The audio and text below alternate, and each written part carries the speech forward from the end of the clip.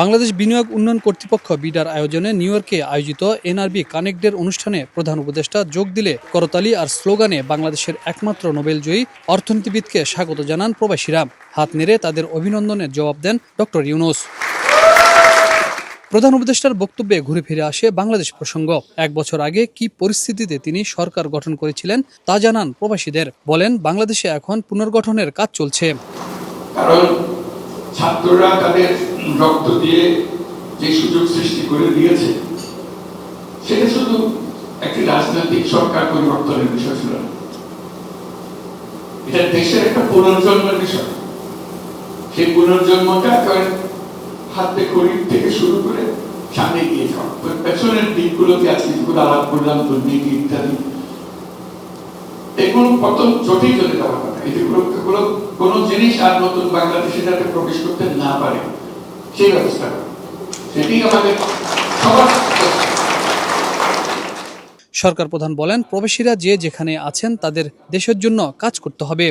বাংলাদেশ শুধু আমাদের যে জিওগ্রাফিক্যাল এরিয়া আছে, বাংলাদেশের ম্যাপ বানাতে আমরা যেটুকু করি, আমরা সবসময় বাংলাদেশ বলতে এটাকে বুঝাই, সেখান থেকে একটু বড় আকারে বোঝার চেষ্টা করি। অর্থনীতির ক্ষেত্রে আমাদের মাত্রাটা ভিন্ন মাত্রায় করা আবেদন জানাচ্ছি, যাতে ভবিষ্যতে সেই মাত্রাটা সফলভাবে আমরা পূরণ করতে পারি। সেটা হলো আঞ্চলিক অর্থনীতি। শুধু রাষ্ট্রীয় অর্থনীতি, দেশ যেটা আছে ভৌগোলিক সীমারেখা যেটা আছে ওটার মধ্যে সীমাবদ্ধ না রেখে আমরা আঞ্চলিক অর্থনীতির উপরে জোর দেব। এটা সবার সাথে, শুধু বাংলাদেশের একার সাথে না, যারা এই আঞ্চলিক অর্থনীতির শরীরদার তাদেরও সাথে।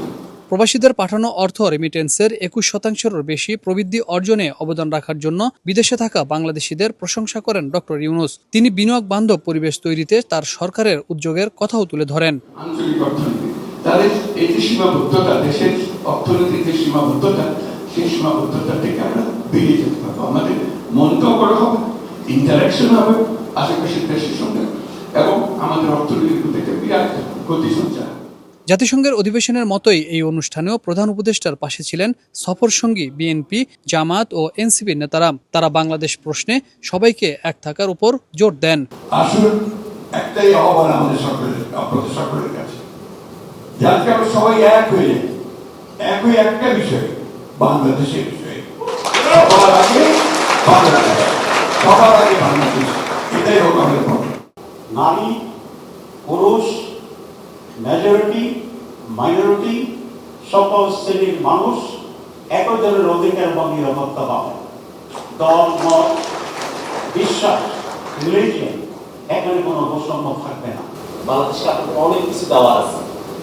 আমরা প্রত্যাশা করি আমাদের প্রবাসীরা এবং আমাদের বাংলাদেশের অন্তর্গত ভাইরা, বোনেরা, আমরা সকলে মিলে নতুন যে বাংলাদেশ, সমৃদ্ধির বাংলাদেশ আমরা নির্মাণ করতে পারবো। এর আগে অনুষ্ঠানে দীর্ঘদিন প্রবাসে থাকা বিএনপি নেতা হুমায়ুন কবির, আমেরিকায় জামায়াতের মুখপাত্র ডক্টর নাকিবুর রহমান ও এনসিপির নেতা ডক্টর তাসনিম জারা প্যানেল আলোচনায় আবেগঘন বক্তব্য দেন। স্বাধীনতা সংগ্রাম, মুক্তির সংগ্রামে এর আগে প্রধান উপদেষ্টার বিশেষ দূত লুৎফি সিদ্দিকী, জাতীয় নিরাপত্তা উপদেষ্টা খলিলুর রহমান এবং বিডার নির্বাহী চেয়ারম্যান আশিক চৌধুরীর উপস্থাপনায় আইন উপদেষ্টা আসিফ নজরুল বক্তব্য রাখেন। প্রশ্নোত্তর পর্বে পররাষ্ট্র উপদেষ্টা তৌহিদ হোসেন বলেন, বিমানবন্দরে রাজনীতিকদের উপর হামলার ঘটনায় ওয়াশিংটন দূতাবাস কিংবা নিউ ইয়র্কের কনসুলেটের কারো ব্যর্থতা থাকলে ব্যবস্থা নেওয়া হবে। জাতিসংঘে 11 দিনের সফরে এসে 8ম দিনে প্রবাসীদের নিয়ে অনুষ্ঠান করলেন প্রধান উপদেষ্টা ডক্টর মোহাম্মদ ইউনূস। ক্ষমতা গ্রহণের পর দ্বিতীয়বারের মতো নিউ ইয়র্কে এলো এই প্রথম। আমেরিকা প্রবাসীরাও সরাসরি সরকার প্রধানকে দেখার সুযোগ পেলেন। আর ডক্টর মোহাম্মদ ইউনূস বললেন, প্রবাসীরা সব সময় দেশের জন্য গুরুত্বপূর্ণ, তাই সবাইকে নিজ নিজ জায়গা থেকে দেশের কল্যাণে কাজ করার আহ্বান জানান প্রধান উপদেষ্টা। Habib Rahman, one news, new York, যুক্তরাষ্ট্র।